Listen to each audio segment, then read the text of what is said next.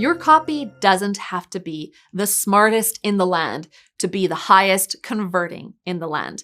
Now, although it can be really enticing to try to make everything you write sound good, as in it sounds elegant or impressive or like something that would get you gold stars in a poetry class, unless you're selling luxury goods, chances are good that you would be better writing literally than figuratively, in short sentences than in long sentences, with little to no concern for what an English teacher anywhere would say about your writing.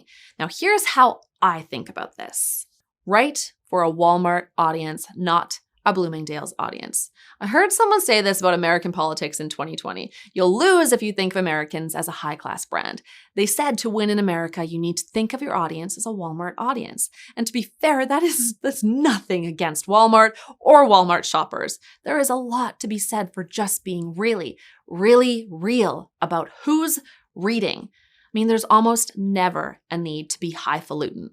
If you write copy that's targeted to your audience, but written for the most common person in that audience, you are more likely to convert than if you write for the smartest person in a smart audience or the most elegant person in a crowd of strangers.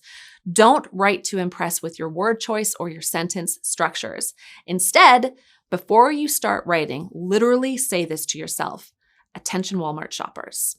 And then when you're done writing, read your copy aloud like it's on a speaker at Walmart. Is your language common enough?